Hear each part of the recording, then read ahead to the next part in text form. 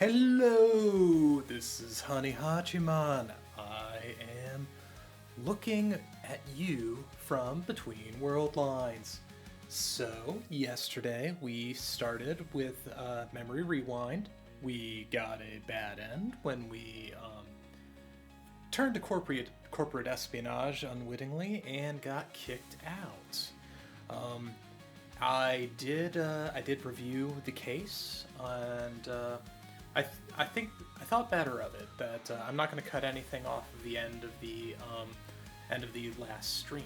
Now, I did get a few saves, and my current save point is one line after choosing the different route on the cork board to choose that we're going to ask Sandy. I guess this is kind of what I wanted to do at the end of the stream if it weren't for stopping at a rough place. Actually, it probably would have been a natural stopping place, but yeah, I still kind of want to do this separately, kind of like a 1.5 episode. I have since listened to the previous stream, which you do pick up on more when you are not reading. Reading kind of divides your attention a bit. So, just thinking about the case in the Allison offices, the whole bit with Sandy and the janitor, and who entered the pantry. I think that the janitor may actually be a character. And of course, we've only got two male characters with faces that could fit the bill. And that would be George, the Yakuza-like guy who acts tough and may or may not be actual security for the company. And of course, we've got Arya. I am feeling a little less like it is that it is George, because George is seemingly who Sandy's on the phone with most of the time. I do think that Arya does have a reason for getting money. That is to say, if he was taking the samples out and selling them to a competitor, Sandy would be the perfect person to set up for that. Arya's needs for money are significantly greater than Sandy's have been established. Sandy hasn't really been shown to have that kind of motivation. I also think that Arya did not panic when we brought in the full CCTV coverage, and that I think that being a janitor, being on the CCTV, and considering it, he might have thrown out his own red herring. And if we're gonna go full having to have a big plan bit, he being the janitor intentionally on CCTV, throwing the product out is the perfect mask for actually taking the product out. And yeah, I think that we may be looking at Arya with more scrutiny, but in a more general sense, I am really enjoying the premise, the art style. I think that there's a lot to be desired with proofreading, grammar, and spelling, but that may also be a result of it being a translated game. I haven't looked into anything about the developer or publisher, but if I were to guess, I would say that it's probably a smaller team, and that the localization may have been Hasty were an even smaller team. uh, at worst, it's machine translated. It doesn't feel stilted enough to be AI translated, but you never know. I don't think it is. I think that more of the grammar comes across as awkward or word placement, some word duplication where it's not needed.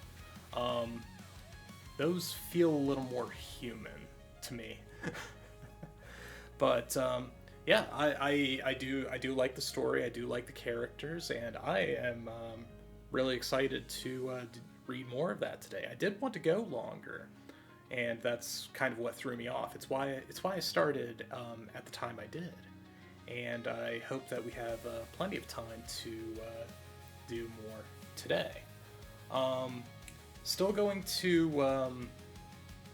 not going to look up anything about it. I could learn more about the developer or the game itself, but I feel like that the details may be sparse unless I dig into the VNDB, the Visual Novel Database, and that if I start doing that, I might start also getting into spoiler territory. So I would rather not do that.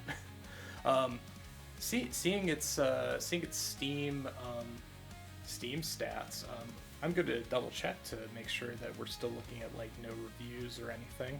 1 second here. Just need to pull up Steam. My glasses go through my face. Let's see. We will do the store page. And yeah, no user reviews. Also, the developer, 2 developers, Lioncore and Niji Games, and published by SoftSource. Which just want to see. There are other games made by Lioncore.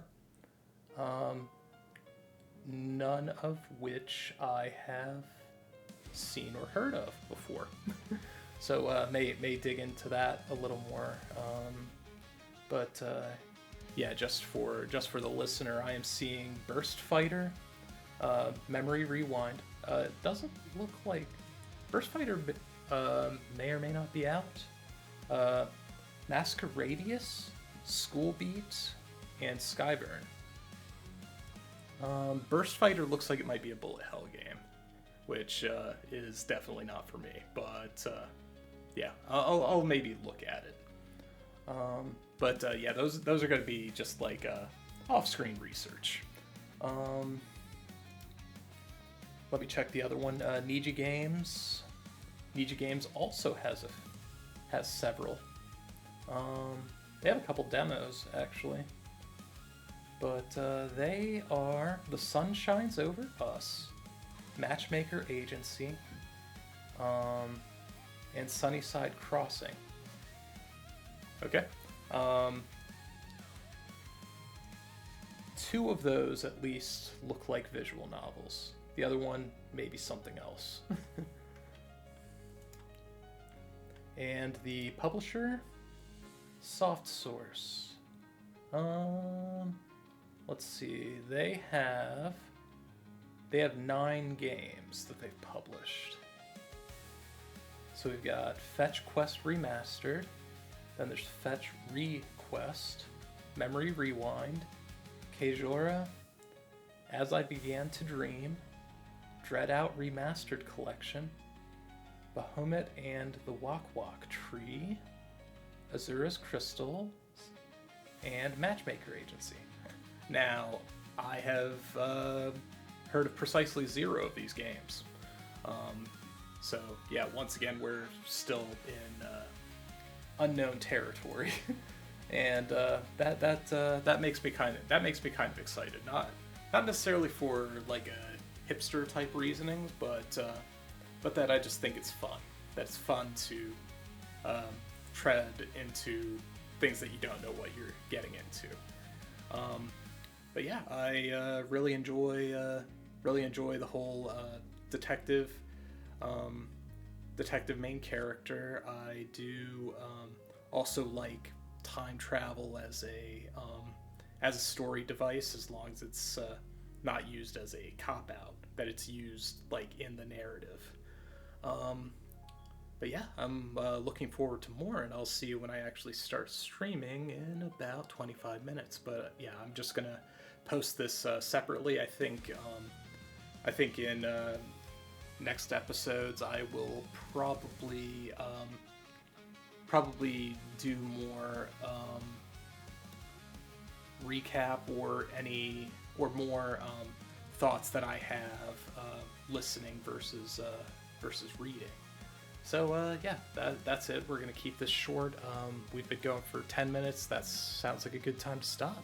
So until next time, bye.